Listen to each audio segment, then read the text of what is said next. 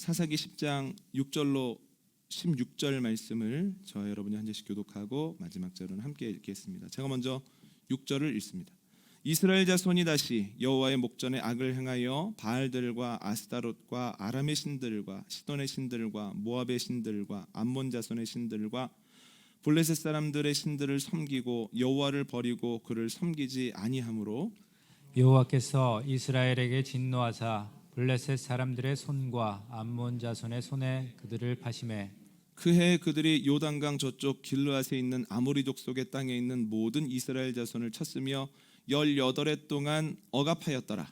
암몬 자손이 또 요단을 건너서 유다와 베냐민과 에브라임 족속과 싸움으로 이스라엘의 공고가 심하였더라. 이스라엘 자손이 여호와께 부르짖어 이르되 우리가 우리 하나님을 버리고 바알들을 섬김으로 주께 범죄하였나이다 하니 여호와께서 이스라엘 자손에게 이르시되 내가 애굽 사람과 아모리 사람과 암몬 자손과 블레셋 사람에게서 너희를 구원하지 아니하였느냐. 또 시돈 사람과 아말렉 사람과 마온 사람이 너희를 압제할 때에 너희가 내게 부르짖음으로 내가 너희를 그들의 손에서 구원하였거늘 너희가 나를 버리고 다른 신들을 섬기니 그러므로 내가 다시는 너희를 구원하지 아니하리라. 가서 너희가 택한 신들에게 부르짖어 너희의 환난 때에 그들이 너희를 구원하게 하라 하신지라. 이스라엘 자손이 여호와께 여쭈되 우리가 범죄하였사오니 주께서 보시기에 좋은 대로 우리에게 행하시려니와 오직 주께 구하옵나니 오늘 우리를 건져내옵소서 하고 함께 하겠습니다. 자기 가운데에서 이방 신들을 제하여 버리고 여호와를 섬김에 여호와께서 이스라엘의 곤고로 말미암아 마음에 근심하시니라. 아멘. 지난주 말씀 정리하겠습니다. 돌라와 야일이 이스라엘의 사사가 됩니다. 사사기에서 사사가 등장한다라고 하는 것은 이스라엘이 위기를 맞았다라고 하는 의미입니다. 그들의 등장으로 인해서 이스라엘이 위기를 맞은 것은 분명한데 그들을 어렵게 하는 것이 어떤 나라냐에 대한 언급은 지난주 본문에 나와 있지 않습니다. 이것을 통해서 알 수 있는 것은 이스라엘은 외적인 미디안 때문에 고통을 겪고 있는 것이 아니라 내적 미디안에게 고통을 겪고 있다는 겁니다. 또 면면을 살펴보면 내적 미디안이 외적 미디안보다 훨씬 더 부정적인 영향을 이스라엘에 주고 있다라고 하는 거죠. 우리도 내적 미디안으로 인한 어려움을 겪지 않기 위해서는 틈을 보이지 않아야 되고요. 틈을 보이지 않기 위해서는 두 가지를 꽉 붙잡아야 됩니다. 첫 번째는 내적 미디안은 낙타가 아니라 평안을 타고 온다라고 하는 겁니다. 평안할 때 조심해야 됩니다. 특히나 내가 어떤 일에 대해서 느슨해졌는데 크게 마음을 다하지 않는데도 큰 이상 없이 무엇인가가 진행되어진다면 그때가 제일 위험한 때다. 사고 직전이다라고 하는 거죠. 두 번째로 꽉 붙잡아야 되는 원리는 내적 미디안에게 예외는 없다라고 하는 겁니다. 나도 예외가 아닙니다. 그래서 누군가 넘어졌다는 이야기를 들었을 때는 나는 안 그런데 나는 괜찮은데 이렇게 위안을 받을 것이 아니라 야 다음엔 내 차례가 될 수 있겠구나. 가까이 왔구나. 더욱 경계하자. 이 마음을 가지고 꽉 붙잡아야 된다라고 하는 거죠. 오늘 말씀 나누겠습니다. 이스라엘 사람들이 요단 동편에 도착을 합니다. 출애굽을 하고 또한 광야를 지나는 쉽지 않은 과정을 거쳐서 드디어 도착을 하죠. 그런데 그곳에서 바산 왕 옥과 아모리 왕 시온과 전투를 해서 대승을 거둡니다. 이제 거기에서 전열을 정비하고 요단강을 건너기만 하면 하나님이 약속하셨던 젖과 꿀이 흐르는 가나안 땅입니다. 그런데 전열을 정비하다 보니 바산 왕 옥과 아모리 왕 시온을 쳐서 이긴 이후에 얻은 땅이 너무 아까운 겁니다. 이걸 버리고 가기에는 너무 아쉬운 거예요. 그래서 루벤 지파, 갓 지파 그리고 므낫세 지파의 절반이 모세와 제사장 엘르아살 그리고 회중의 지도자들에게 가서 이야기를 합니다. 우리는 요단강 건너기 전 요단 동편 땅을 분깃으로 받았으면 좋겠습니다. 그랬더니 모세가 펄쩍 듭니다. 아니 이제 나머지 지파들이 요단강 건너가서 목숨 걸고 싸울 텐데 너는 이 땅을 차지하겠다는 얘기냐? 내가 만약에 허락하면 나머지 지파들의 사기가 땅바닥에 떨어질 것 아니냐? 그러더니 그들이 이렇게 이야기를 합니다.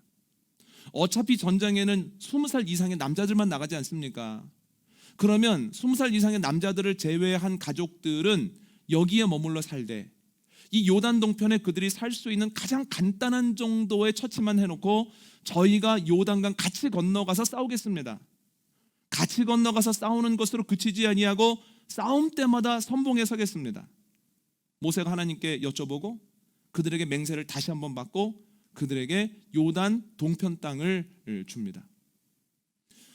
루벤, 갓, 므낫세 지파의 절반이 요단 동편을 차지하고 살아가는데 그들의 분기 시대였는데요. 특별히 갓 지파가 차지한 땅 일대를 길르앗이라고도 부릅니다. 길르앗은 얼마나 목초가 풍부한지 목축을 하는 사람들에게는 꿈의 땅이다. 길르앗이라는 단어가 자꾸 등장하죠. 오늘 본문에도 길르앗이라고 하는 지명이 등장합니다. 그들과 가까이에 있었던 암몬 그리고 그들과 가까운 관계였던 블레셋이 연합을 해서 요단 동편에 있는 땅, 특히 길르앗을 중심으로 계속 공격을 하는 겁니다.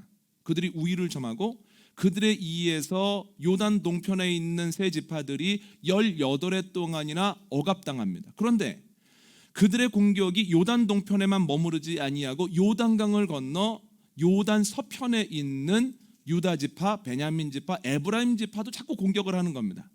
이 세 지파는 위치적으로 보면 요단 서편의 중남부에 위치한 곳인데요.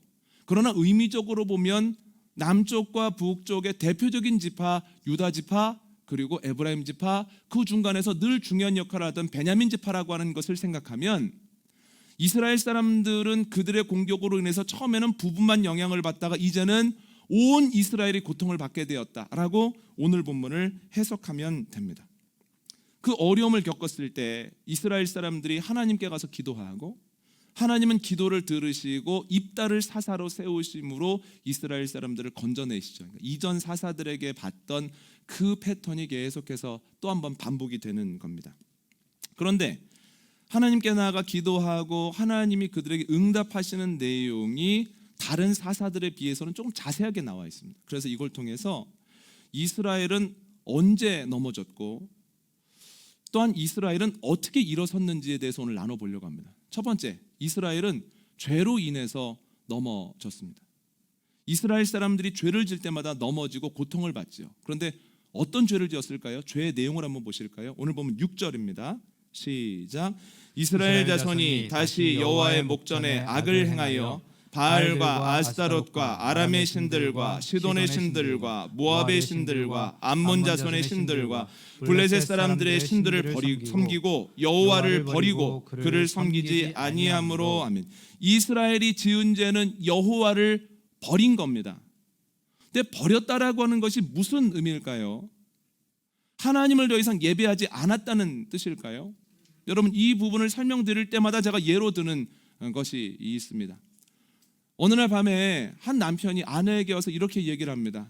여보, 내가 당신 사랑해, 알지? 그런데 요즘 내가 당신만 사랑하는 게 아니라 회사에서 만난 A도 사랑해, 동호회에서 만난 B도 사랑해, 우연히 만나서 만남을 지속하고 있는 C도 사랑해. 그런데 걱정하지 마, 당신이 부동의 1위야. 다 사랑하지만 A, B, C는 자기들끼리 2등, 3등, 4등 싸우는 거지 당신이 계속 1위니까 걱정 마. 근데 그 얘기를 듣고 아내분이 야, 너무 영광이다. 내가 이 어려운 1등을 계속하고 있구나. 너무 행복하다. 내가 20년째 부동의 1위를 지키고 있구나 하면서 행복감을 느끼겠습니까? 그렇지 않다고 하는 거예요. 억장이 무너지고 삶이 무너져 버릴 수도 있습니다. 왜냐하면 버림받았기 때문입니다. 버림받았다라고 하는 것은 나만 사랑하는 사람이 나도 사랑한다고 했을 때 버림받은 감정을 갖는다는 거예요. 여러분, 아버지가 우리 집에만 와서 지내야 되는데 우리 집에서 며칠 지내다가 남의 집에서 며칠을 지냅니다. 우리 집에도 먹을 걸 사가고 거기에도 간식을 사갑니다. 우리도 아빠라고 부르는데 거기도 아빠라고 부릅니다. 그러면 참 우리 아버지는 공평해 얘기할까요? 아니에요. 아버지가 우리 집 버린 겁니다. 우리에게만 아버지 되어야 하는데 그것을 벗어난 어떤 일들이 일어나면 버림받았다라고 하는 거죠. 여러분, 이스라엘 사람들이 하나님을 버렸다라고 하는 것은 하나님만 사랑해야 되는데 하나님도 섬기게 되었다라고 하는 것을 의미했다라는 거예요. 오늘 본문을 보십시오. 하나님만 섬긴 게 아니라 그들이 바알도 섬기고 아스타롯도 섬기고 시돈의 신들도 섬기고 아람과 암몬의 신도 섬기고 블레셋의 신도 섬기고 그냥 눈에 보이는 대로 우상 숭배를 했다는 거예요. 하나님만 사랑해야 되는데 하나님도 사랑하고 하나님만 의지해야 되는데 하나님도 의지할 대상 중에 하나가 된 것은 하나님을 버렸다는 뜻입니다. 근데 여러분, 사사기를 읽으면서 좀 신기하지 않으십니까? 이스라엘 사람들이 고통을 받는 이유가 여러 가지가 아닙니다. 여호와를 버리고 우상 숭배를 하게 되었을 때 반드시 고통을 받는다는 거예요. 고통도 가볍지 않습니다. 10년, 20년, 길게는 3, 40년도 고통을 받는데 왜 계속해서 우상 숭배를 할까요? 우상이 그만큼 매력적인가? 그런 일이 있을 걸 알면서도 뿌리치지 못할 만큼 그렇게 매력적인가? 아니면 내 앞에 있는 사람들이 우상 숭배하는 것을 보면 나도 어쩔 수 없이 따라가게 되는가? 환경을 넘어서는 사람은 없는가? 혹은 이스라엘 사람들은 역사를 통해서 교훈을 얻지 못하는 민족인가? 여러분, 그렇지 않습니다. 저희가 어떤 공동체에서 어떤 일을 하건 이성이 없을 수는 없습니다. 그런데 어떤 이들은 일을 하다가 이성으로 인해서 넘어지는가 하면 어떤 분들은 옆에 이성이 있어도 절대로 흔들리거나 넘어지지 않는다는 거예요. 그 차이가 어디에서 올까요? 내가 확실한 관계를 맺어야 하는 배우자, 가족들과 확실한 관계를 맺고 있으면 내가 일을 하면서 불가피하게 만나게 되어지는 이성과의 관계 또한 확실하다는 거예요. 그러니까 배우자의 관계가 확실하면 다른 이성과의 관계가 확실한 반면 배우자와의 관계가 불확실하면 다른 이성과의 관계가 불확실하다는 거예요. 느끼지 않아야 되는 감정을 느끼고 하지 않아야 되는 말들을 하게 되고 만나면 안 되는 장소에서 만나게 되고, 그래서 중요한 건 뭐냐면 내가 배우자와 확실한 관계를 맺고 있느냐 그렇지 않느냐에 따라서 불가피하게 스치게 되어지는 대상과의 관계가 설정이 된다라고 하는 거죠. 여러분, 이성뿐만이 아닙니다. 우리가 하나님과의 관계를 확실하게 맺고 있으면 우리가 앞에 있는 것들과 확실한 관계를 맺는다는 거예요. 여러분, 이스라엘 사람들이 왜 넘어졌을까요? 하나님과의 관계가 불확실했기 때문입니다. 하나님과의 관계가 확실했으면 가나안 사람들이 우상을 섬길 때 참 이상하네, 한심하네, 하나님께서 다스리라고 정복하라고 했던 대상한테 절을 하고 앉아있네, 우상은 자기가 스스로 움직이지도 못하는데 자기를 지켜달라고 하고 자기를 책임져달라고 하니 이것보다 웃기는 일이 어디 있겠는가? 하나님과의 관계가 확실하면 우상과의 관계도 확실하죠. 우습게 보는 거죠. 끊어버립니다. 그런데 하나님과의 관계가 불확실해서 내가 앞으로 어떻게 살지 몰라, 뭔가 의지해야 돼라고 생각을 할 때에는 자꾸만 우상에게 끌려가게 되고 자꾸만 섬겨보게 된다라고 하는 거예요. 여러분, 그래서 확실히 관계 맺어야 하는 대상과 확실한가 아니면 친밀한 관계를 유지하고 있는가 그렇지 않은가에 따라서 다른 대상과의 관계가 정해진다라는 거죠. 여러분, 우리가 하나님과의 관계를 확실하게 맺고 있으면 물질과의 관계가 확실합니다. 물질은 삶의 목적이 될 수도 없고 성공했다라고 하는 증거도 될 수 없습니다. 물질은 하나님이 나에게 주신 선물이자 하나님께서 나에게 맡겨주신 사명이라는 거예요. 그래서 넉넉할 때 고민할 수밖에 없습니다. 왜 이렇게 넉넉하게 주셨지? 이걸 어떻게 사용해야 될까? 분명히 이내 물질 사용을 가지고 하나님과 셈해야 될 때가 있을 터인데 내가 지금 어떻게 사용해야 그때 하나님 앞에서 부끄럽지 않을까 고민할 수 있죠. 또한 내가 경제적인 어려움을 겪을 때 하나님과의 관계가 확실하면 어려울 수는 있어도 흔들리진 않습니다. 하나님께서 만나를 내려주신다고 했으니 분명히 필요한 만큼 채우시겠지. 또한 이 어려운 때 내가 더 깊이 주님께 뿌리를 내려야 되겠구나. 하나님께 뿌리를 내리며 시냇가에 심겨진 나무처럼 잎사귀가 마르지 않는다고 했지. 또한 하나님의 그 풀어주시는 때까지 내가 주님 붙잡고 가야 되겠다 하면서 흔들리지 않습니다.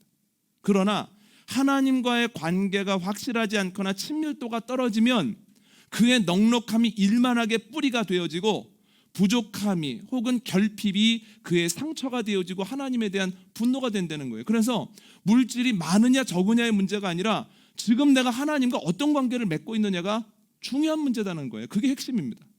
힘도 마찬가지입니다. 하나님과의 관계가 확실하면 내가 어떤 자리에서 결정권을 가지고 있을 때 고민합니다. 왜 이 자리에 지금 있게 하셨지? 왜 내가 한 표를 행사하게 하셨지? 내가 어떤 선택을 해야 이 공동체가 하나님의 뜻대로 갈 수 있을까를 계속 고민하죠.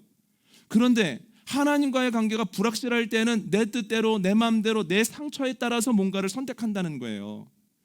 그래서 하나님과의 관계가 확실할 때 내게 주어진 힘도 잘 사용할 수 있다라고 하는 거죠. 지식도 마찬가지입니다. 하나님과의 관계가 확실할 때 이 부분을 왜 공부하게 하셨지? 이걸로 누구를 도우라는 얘기일까? 끊임없이 고민합니다. 그런데 하나님과의 관계가 불확실한 상태에서의 지식은 그것만큼 날카롭고 남을 아프게 하는 건 없습니다. 남을 무시하고 남에게 열등감을 느끼게 하는 도구가 되죠.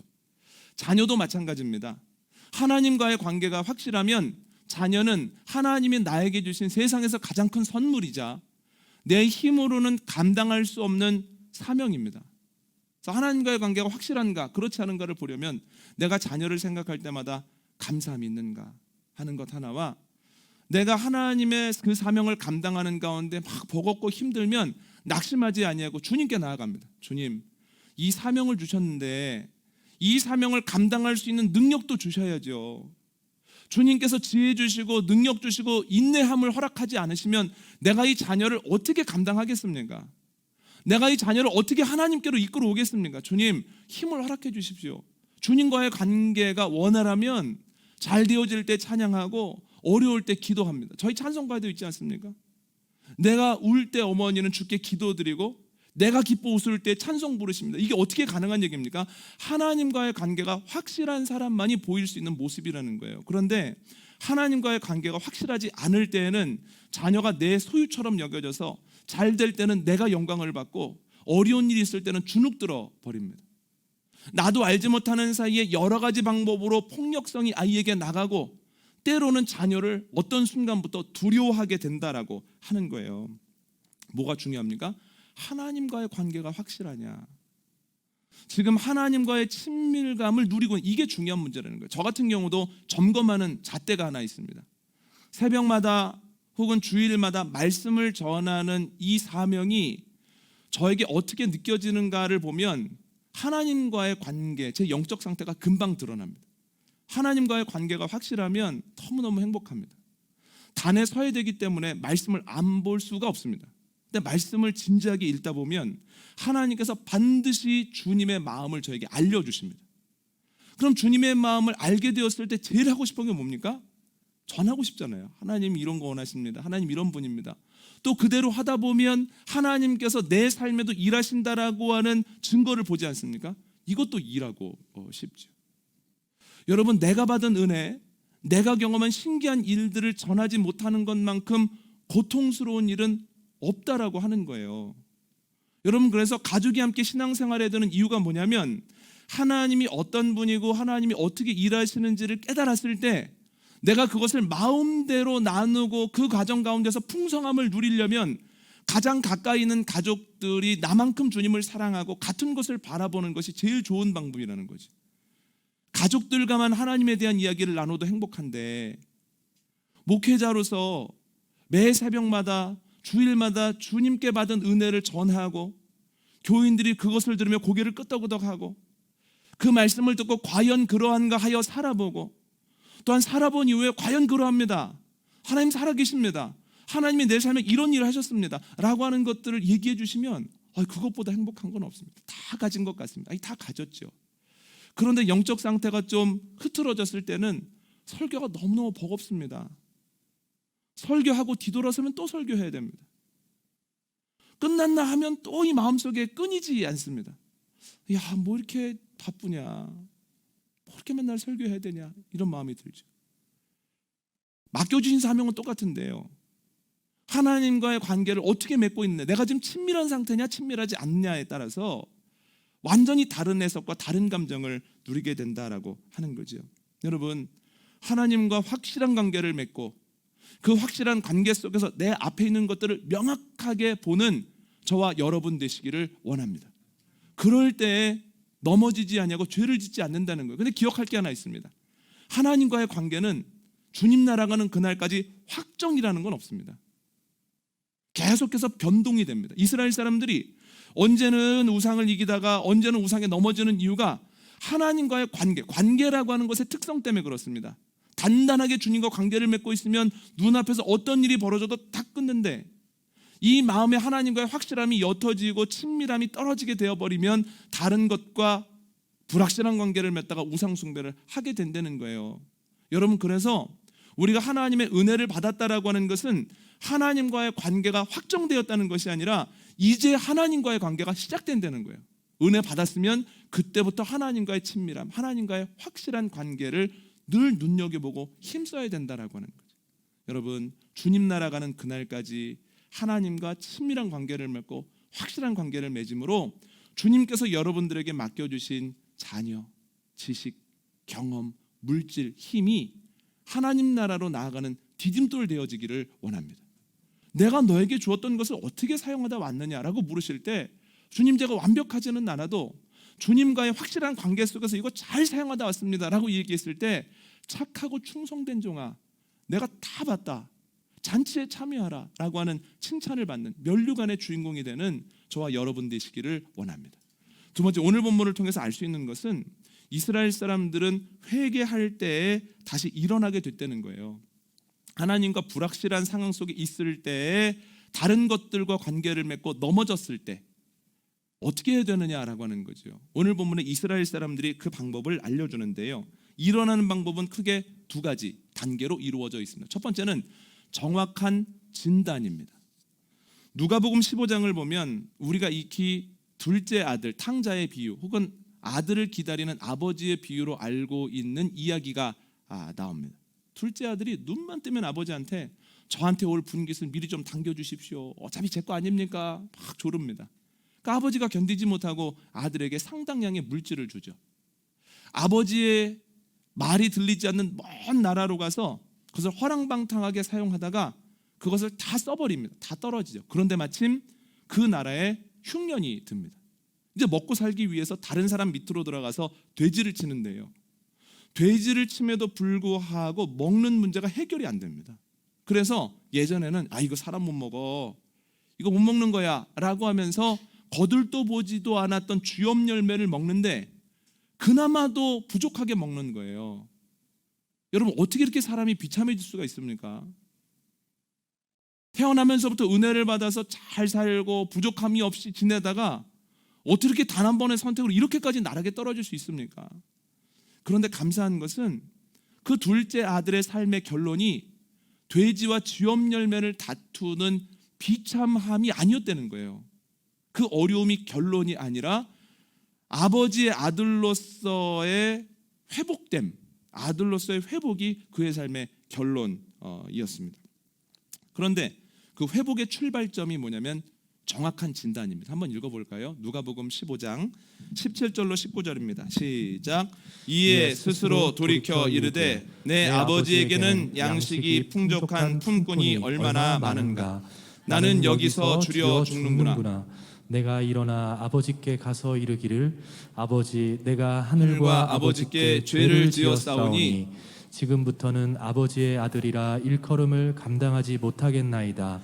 나를 품꾼의 하나로 보소서 하리라 하고. 아멘. 그는 자신이 궁핍하게 지내는 이유를 흉년에서 찾지 않습니다.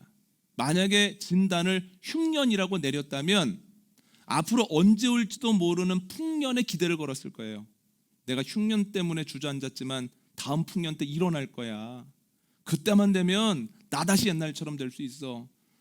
언제 올지 모르는, 그리고 자신에게 영향을 줄지도 안 줄지 모르는 풍년에 대한 기대를 가지고 허탄한 삶을 살았겠죠. 그렇지 않았다는 거예요. 그는 자기에게 넉넉할 때는 자기 옆에 머물다가 어려워지자 자신을 떠났던 친구들의 매정함을 그 원인으로 생각하지 않았습니다. 만약 그랬다면 그 둘째 아들의 마음속에는 친구들에 대한 분노가 가득 차 있었을 거예요. 입만 열면 그 친구들에 대한 원망, 미움이 쏟아져 내렸겠죠. 그러지 않았습니다.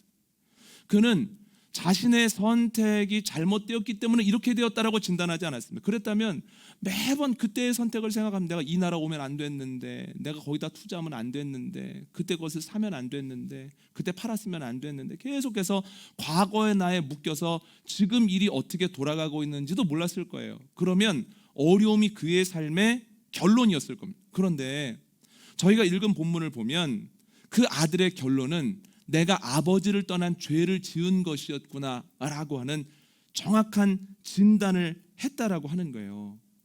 정확한 진단을 했을 때 회복이 시작됩니다. 여러분, 병원에 갔을 때 가장 중요한 것이 무엇입니까? 의사의 진단입니다. 여러분, 요즘은 MRI를 찍으면 얼마나 정확한지 웬만한 병이 다 나온다 그래요. 근데 뭐가 문제입니까? 의사가 그것을 진단할 수 있느냐 없느냐예요. 의사의 진단이 정확하면 다 잡아내는 거죠. 그래서 정확한 진단은 회복과 치료의 출발점이다라고 하는 거지요. 근데 오늘 본문에도 정확한 진단이 나옵니다. 오늘 본문 9절 10절 말씀이 있습니다. 시작. 암몬 자손이 또 요단을 건너서 유다와 베냐민과 에브라임 족속과 싸움으로 이스라엘의 곤고가 심하였더라. 이스라엘 자손이 여호와께 부르짖어 이르되 우리가 우리 하나님을 버리고 바알들을 섬김으로 주께 범죄하였나이다 하니. 아멘. 이스라엘 사람들은 외적 요인으로 분석하지 않습니다. 암몬의 왕이 바뀌더니 뭔가 달라졌네. 저기 군대를 정비한다 그러더니 우리가 당해낼 수가 없네. 그들이 정비하는 동안 우리는 내적 미디안 때문에 막 시달려서 준비를 못했더니 이제는 옛날에는 호각세를 이루다가 이제는 완전히 기울었네. 외적인 원인에서도 찾지 않고 내적인 원인에서도 찾지 않습니다. 영적인 근원으로 정확하게 진단하죠. 우리가 여호와께 죄를 지었기 때문이구나. 하나님만 의지하고 하나님만 섬기는 것이 옳은 것인데 하나님도 예배하고 하나님도 의지했기 때문에 우리가 이런 지경을 경험하게 되는구나 하면서 그들이 정확한 진단을 했다라는 거죠. 그랬을 때 그들의 회복이 시작된다라고 하는 겁니다. 여러분, 어려움을 만났을 때 우리가 해야 되는 것은 정확한 진단입니다. 여러 가지 이유가 있겠지만 어려운 것은 크게 4가지의 의미를 갖고 있는 것 같습니다. 첫 번째는 이 땅에서 살아가는 것 자체가 버거운 일입니다. 그러니까 예수님도 이 땅에 몸을 입고 오셨을 때 얼마나 많은 어려움 당하셨습니까? 두 번째는 하나님의 뜻대로 살려고 노력하는 가운데에서 사단의 적극적인 개입과 방해가 일어납니다. 예수님께서 사역을 시작하시려고 할 때 사단이 광야에서 40일 동안이나 예수님을 이런 모양 저런 모양으로 방해하지 않았습니까? 세 번째는 하나님께서 우리를 쓰시고자 하나 그대로는 왕같은 제사장 거룩한 백성이 될 수 없기 때문에 그들이 출애굽하고 꽤 오랜 동안 훈련을 받아야 되는 것처럼 우리를 훈련하시는 것일 수가 있고요. 네 번째는 우리가 하나님과 친밀함을 잃은 가운데 했던 선택들에 대한 책임을 지금 지고 있는 수도 있습니다. 어떤 걸까? 정확하게 진단할 때에 회복이 시작되죠. 그럼 우리가 뭘 구해야 되겠습니까? 주님께 정확한 진단을 위한 지혜를 구해야 된다는 거예요. 여러분, 주님께서 주시는 지혜를 가지고 내가 경험하고 있는 일들, 내 앞에 있는 것들을 잘 진단하는 저와 여러분 되시기를 원합니다. 두 번째로 이스라엘 사람들이 회복할 때의 단계는 확실한 결단이라는 거예요. 여러분, 진단했다고 해서 결단으로 다 나아가는 건 아닙니다. 그런데 감사한 건 누가복음 15장에 나오는 둘째 아들을 보면 진단한 다음에 결단해서 행동으로 옮겨버립니다. 한번 읽어볼까요? 누가복음 15장 20절입니다. 시작. 이에 일어나서 아버지께로 돌아가니라. 아직도 거리가 먼데 아버지가 그를 보고 측은히 여겨 달려가 목을 안고 입을 맞추니. 아멘. 뭐라고 나옵니까? 진단하고 이에 일어나서 아버지께로 돌아갔다라고 하는 거죠.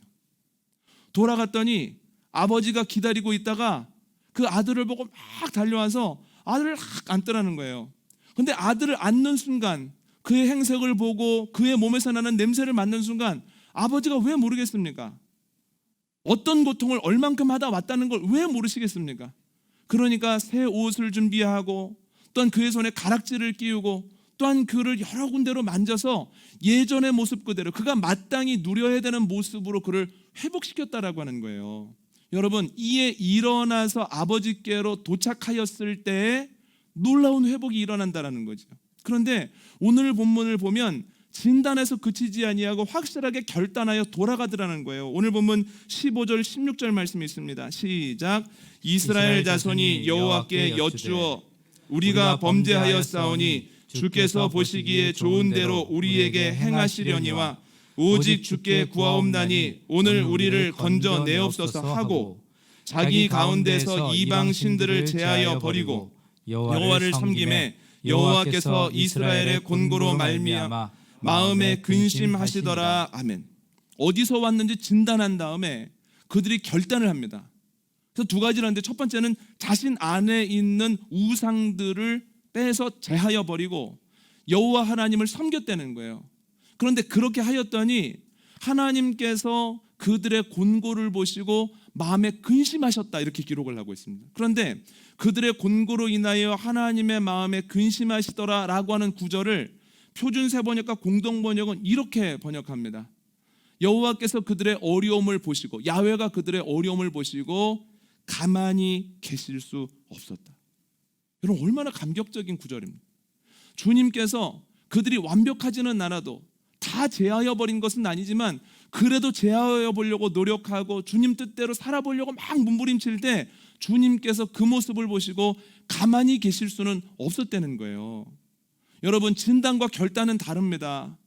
하는 것과 아는 것은 완전히 별개의 문제입니다. 그러나 우리가 말씀을 듣고 깨달아 알게 하시는 말씀대로 살아보려고 열심히 노력하면 주님께서는 의롭다고 칭해 주시고 더 나아가서 가만히 계시지 않는다라고 하는 거죠. 끊으려고 노력만 하고 눈물로 회개만 해도 주님께서는 가만히 계시지 않습니다. 여러분, 지혜를 가지고 진단하시고 주님께서 주시는 그 용기를 가지고 결단하심으로 주님이 가만히 계시지 않음으로 인하여 회복하고 제자리로 돌아가게 되어지고 어떤 어느 선행가 걸려 넘어져 있다가도 다시 일어나 엘리야처럼 가야만 되는 길을 저벅저벅 걸어가는 저와 여러분 되시기를 원합니다. 그럼 뭘 구해야 되겠습니까? 확실한 결단을 위한 용기를 구해야 된다는 거예요. 오늘 말씀 정리합니다. 이스라엘이 언제 넘어집니까? 죄를 지을 때 넘어집니다. 그들이 지었던 죄의 내용이 무엇입니까? 하나님도 의지하고 하나님도 예배하는 것이다 라고 하는 거예요. 왜 그런 죄를 지었습니까? 하나님과의 관계의 확실성과 친밀감이 느슨해지고 무뎌졌기 때문입니다. 그래서 우리는 하나님 나라는 그날까지 내가 하나님과 확실한 관계를 맺고 있는가, 하나님과 친밀한가를 점검함으로써 내 앞에 있는 것들과의 확실한 관계를 맺어내야 합니다. 그들이 언제 회복합니까? 회개했을 때입니다. 회개는 두 단계로 이루어집니다. 첫 번째는 정확한 진단입니다. 이스라엘 사람들은 자신들이 어려움을 겪는 이유를 정확하게 진단했습니다. 우리가 죄를 지어서 그랬구나. 두 번째 단계는 확실한 결단입니다. 진단에서 그치지 아니하고 돌아가려고 노력했습니다. 나쁜 것을 제하고 주님만 섬기려고 노력했을 때 주님께서는 가만히 계시지 않았습니다. 여러분, 우리가 구해야 될 것, 진단할 수 있는 지혜, 그리고 결단할 수 있는 용기입니다.